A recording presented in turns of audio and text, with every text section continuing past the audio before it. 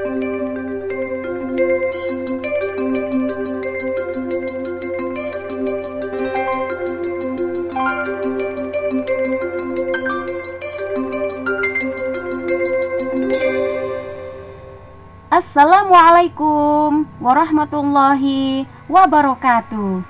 Selamat pagi semuanya. Bagaimana kabarnya anak-anak kelas 4 hari ini? Semoga Allah Subhanahu wa Ta'ala senantiasa memberikan segala kenikmatan untuk kita semua, baik nikmat iman, nikmat Islam, maupun nikmat kesehatan. Pada kesempatan kali ini berjumpa lagi bersama Bu Ami. Dan hari ini kita akan belajar tema 8, subtema 3, pembelajaran 1, 2, dan 3. Sebelum kita memulai pembelajaran pada pagi hari ini, marilah kita awali dengan membaca basmalah bersama-sama. Bismillahirrahmanirrahim.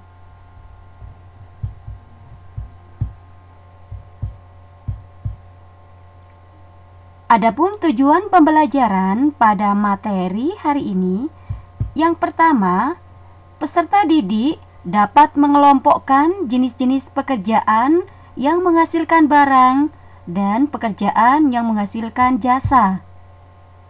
Yang kedua, peserta didik dapat menjelaskan hubungan gaya dan gerak. Yang ketiga, peserta didik dapat menentukan peran tokoh dalam teks fiksi.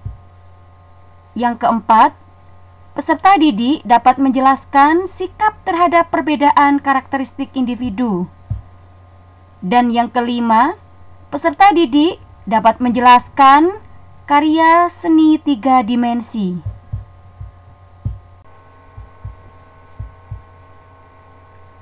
Baiklah anak-anak, langsung saja kita mulai pada materi yang pertama, yaitu kegiatan ekonomi sesuai kondisi geografis. Tahukah kalian, kondisi alam dan manusia pada dasarnya memiliki hubungan timbal balik. Hubungan inilah yang mengakibatkan manusia memiliki karakteristik berbeda-beda di setiap wilayahnya. Aktivitas penduduk di suatu daerah sangat dipengaruhi oleh kondisi geografis, terutama kondisi fisiknya. Kondisi geografis fisik tersebut meliputi kondisi iklim, topografi, jenis, dan kualitas tanah, serta kondisi perairan. Kondisi daratan dengan segala kenampakannya merupakan tempat tinggal manusia dengan segala aktivitasnya, mulai dari ketinggian paling rendah yang terletak di pantai sampai daerah puncak gunung.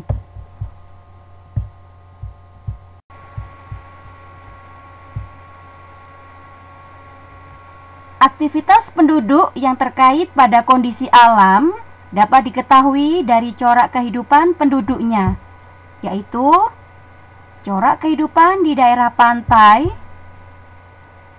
corak kehidupan di daerah dataran rendah, corak kehidupan di daerah dataran tinggi, dan corak kehidupan di daerah pegunungan.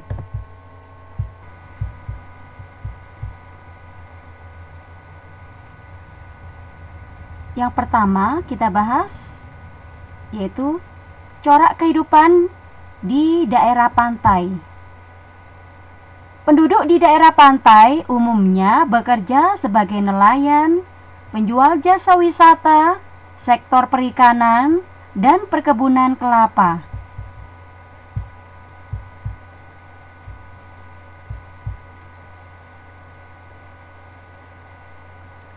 Corak kehidupan di daerah dataran rendah. Penduduk di dataran rendah biasanya bekerja pada sektor pertanian, ladang, dan bentuk pertanian lain.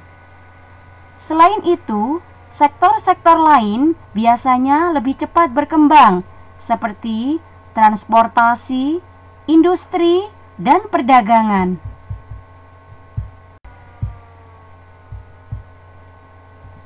Corak kehidupan di daerah dataran tinggi. Penduduk di daerah ini umumnya bekerja pada sektor pertanian, terutama perladangan. Corak kehidupan di daerah pegunungan. Penduduk di daerah ini umumnya bekerja dalam sektor pertanian, ladang, dan perkebunan.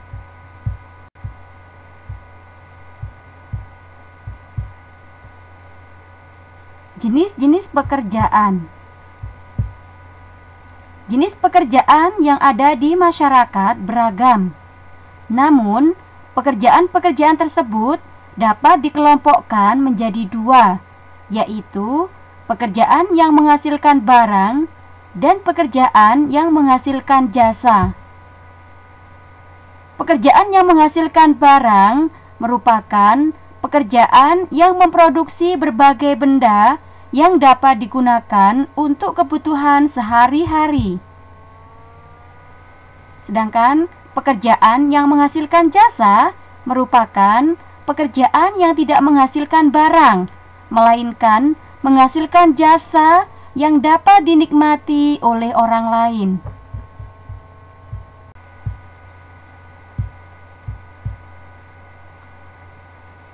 Contoh jenis pekerjaan yang menghasilkan barang ada petani sayur, pengrajin gerabah, pengrajin batik, pedagang kue, pengrajin kayu, dan masih banyak yang lainnya.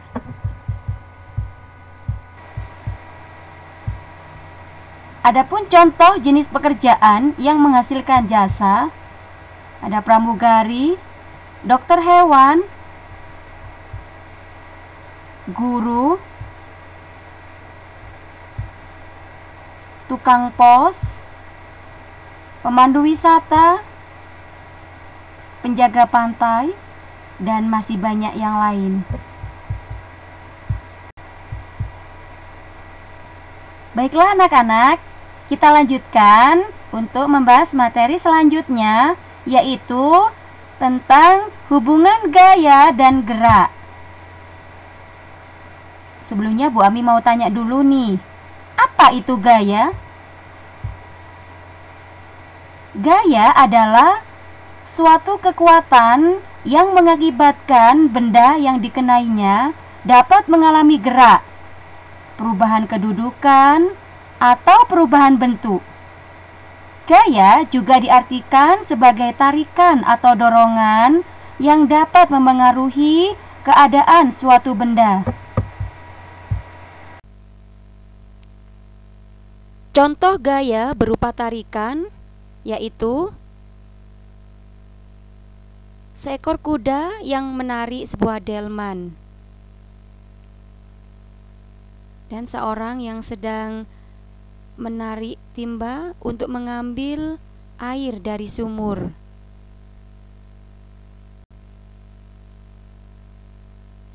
Adapun contoh gaya yang berupa dorongan, seorang yang sedang mendorong mobil yang sedang mogok,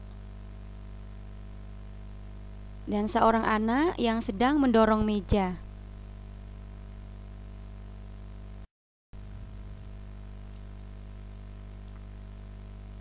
Dan pengertian untuk gerak sendiri adalah perpindahan posisi benda dari tempat asalnya karena adanya gaya. Contohnya mobil. Mobil bergerak karena ada gaya mesin.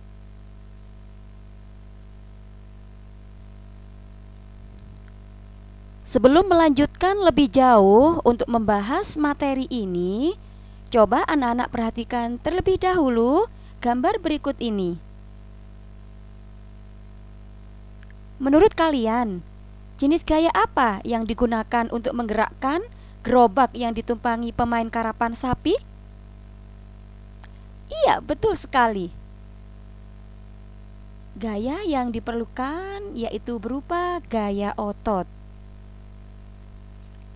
Karena gaya otot itu adalah gaya yang berupa dorongan atau tarikan terhadap suatu benda.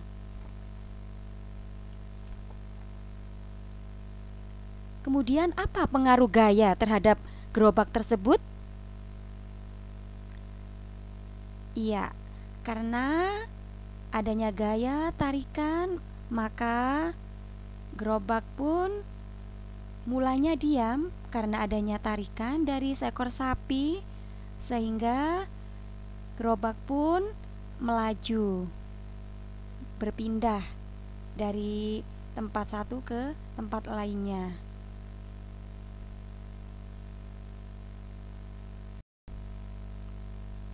Bu Ami ulangi kembali bahwasanya gerak timbul karena adanya gaya otot. Supaya anak-anak lebih jelas untuk memahami, di sini ada beberapa contoh yang lain. Yang pertama, seseorang yang sedang mengayuh sepeda. Sepeda yang mulanya diam karena dikenai gaya, dikayuh, maka sepeda pun akan bergerak, melaju. Kemudian beberapa orang yang sedang berlomba bermain tarik tambang. Tali yang mulanya diam karena adanya tarikan, maka tali pun bergerak. Kemudian seseorang yang sedang menendang bola. Bola yang mulanya diam karena dikenai gaya, ditendang, bola pun akan bergerak, berpindah tempat, melambung. Dan contoh yang lain, dua orang anak yang sedang bermain jungkat-jungkit. Karena dikenai gaya, maka jungkat-jungkit pun bergerak.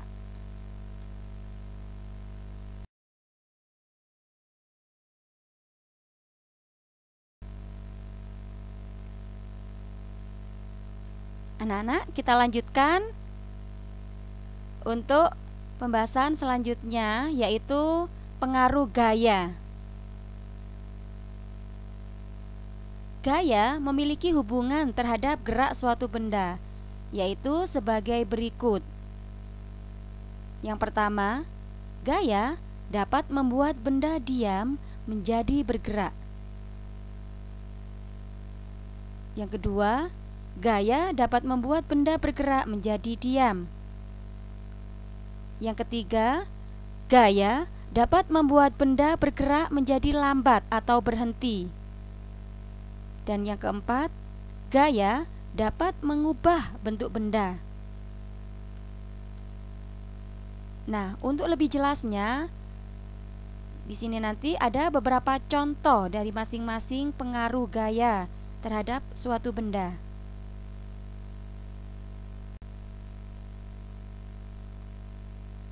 Di sini Bu Ami akan memberikan beberapa contoh pengaruh gaya yang menyebabkan benda diam menjadi bergerak. Yang pertama, ada seseorang yang sedang bermain bola kasti. Bola kasti yang mulanya diam akan memantul setelah dipukul. Kemudian ada seseorang anak yang sedang bermain kelereng. Kelereng awalnya diam, dapat bergerak setelah disentil dengan tangan. Kemudian kursi sofa berpindah tempat setelah diangkat atau digeser.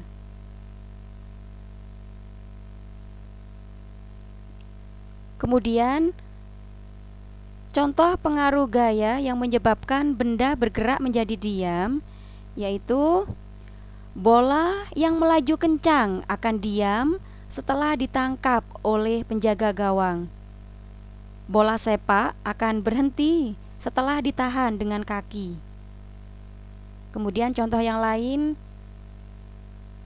mobil yang melaju kencang yang direm, maka Mobil yang mulanya bergerak maka menjadi diam.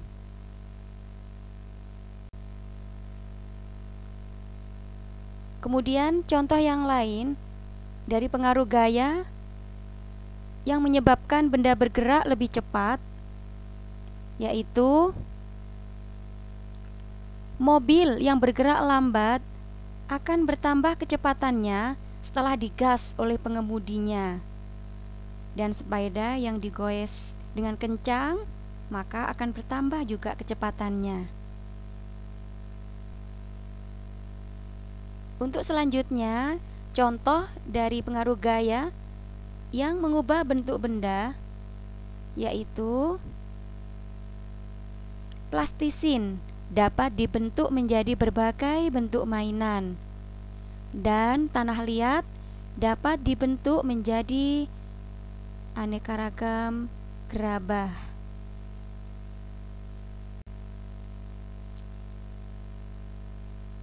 Adapun alat pengukur gaya disebut dinamometer. Dinamometer digunakan untuk mengukur gaya-gaya sederhana, dinamakan neraca pegas. Satuan gaya adalah Newton, yang dilambangkan dengan huruf N. Anak-anak, setelah kalian tadi sudah belajar tentang gaya dan gerak, nah, untuk selanjutnya kita akan belajar yaitu tentang cerita fiksi. Sudah ada yang tahu apa itu cerita fiksi? Cerita fiksi ialah karya sastra yang berisi cerita rekaan atau didasari dengan angan-angan atau fantasi dan bukan berdasarkan kejadian nyata, hanya berdasarkan imajinasi pengarang. Imajinasi pengarang diolah berdasarkan pengalaman, wawasan, pandangan, tafsiran, kecendikiaan, dan penilaiannya terhadap berbagai peristiwa, baik peristiwa nyata maupun peristiwa hasil rekaan semata. Adapun ciri-ciri cerita fiksi, yang pertama, bersifat rekaan atau imajinasi pengarangnya. Yang kedua, memiliki kebenaran yang relatif atau tidak mutlak atau tidak harus.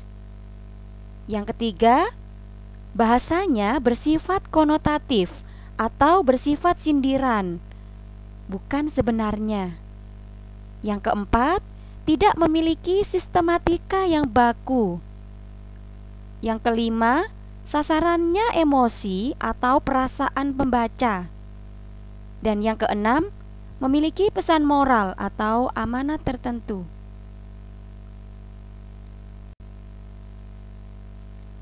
Berdasarkan peran di dalam teks fiksi, tokoh dibedakan menjadi tokoh utama dan tokoh tambahan. Tokoh utama adalah tokoh yang senantiasa diceritakan sepanjang cerita dan tokoh yang mempengaruhi alur. Sedangkan tokoh tambahan mendampingi tokoh utama dan hanya muncul sesekali dalam alur dan konflik cerita.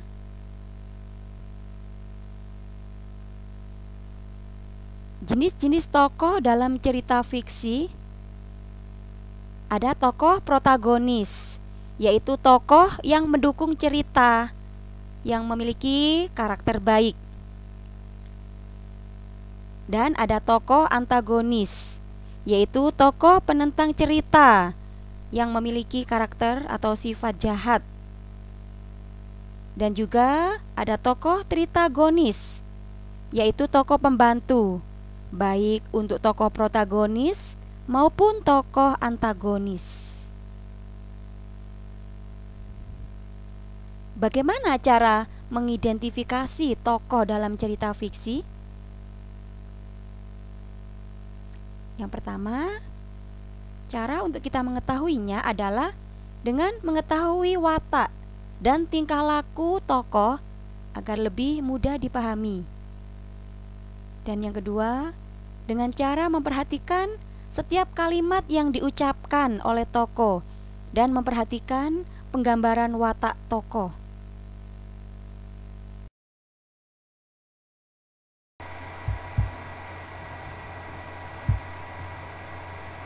Baiklah anak-anak, kita lanjutkan untuk membahas materi berikutnya, yaitu menjelaskan sikap terhadap perbedaan karakteristik individu.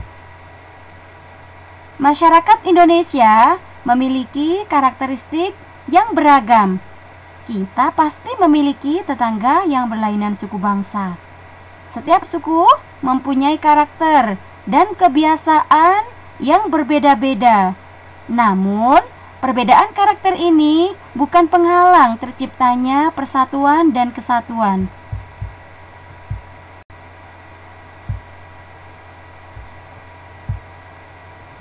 Upaya yang dapat kita lakukan terhadap perbedaan karakter antara lain tidak menjelekkan suku bangsa lain, bertutur kata yang ramah dan sopan, berteman dengan semua tetangga tanpa membedakan suku bangsa, serta menghargai kebiasaan mereka.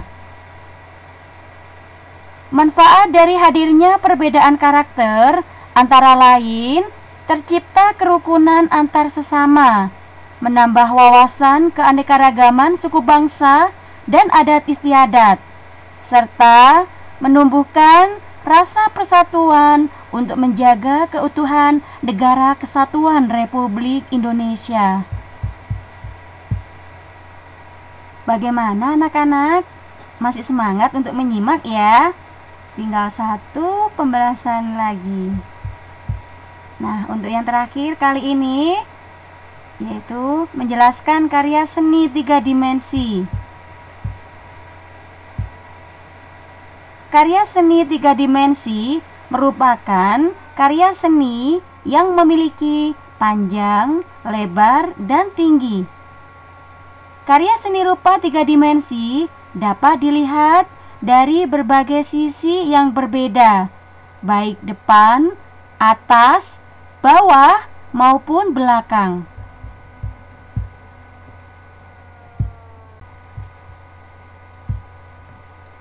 Berikut beberapa bentuk benda 3 dimensi. Yang pertama, benda bebas, yaitu benda yang memiliki bentuk tidak beraturan, namun memiliki volume. Contohnya, bebatuan, buah-buahan, dan pohon. Yang kedua, benda berbentuk kubus, yaitu benda yang memiliki bentuk menyerupai kubus atau balok. Contohnya, kotak pensil, lemari, dan bak penampungan air.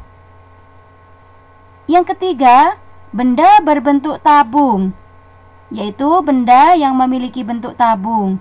Contohnya, gelas, botol, mangkuk, dan vas bunga. Dan yang keempat, benda berbentuk bola, yaitu benda yang memiliki bentuk menyerupai bola yang dapat menggelinding ke segala arah. Contohnya, bola sepak, bola bekel, dan kelereng. Dan yang kelima, benda berbentuk limas, benda yang mempunyai alas berbentuk segi N, segitiga, segi 4, atau segi 5. Dan bidang sisi tegaknya mempunyai bentuk segitiga. Contohnya, piramida dan kemasan makanan.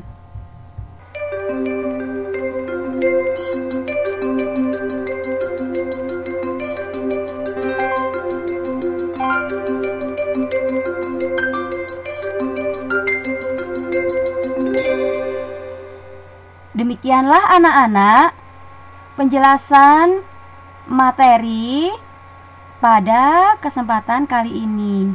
Semoga apa yang telah disimak anak-anak tadi bisa dimengerti dan dipahami. Bapak Ibu Guru mengucapkan terima kasih buat anak-anak yang hari ini sudah hebat dan bersungguh-sungguh untuk menyimak video pembelajaran hari ini. Dan jangan lupa setelah ini Silakan anak-anak mengerjakan tugas yang telah diberikan oleh Bapak Ibu guru.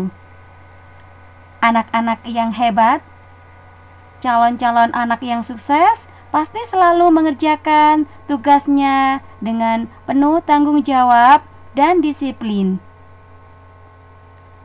Baiklah, anak-anak, kita akhiri pembelajaran hari ini dengan membaca hamdalah bersama-sama. Alhamdulillahirabbil alamin. Wassalamualaikum warahmatullahi wabarakatuh.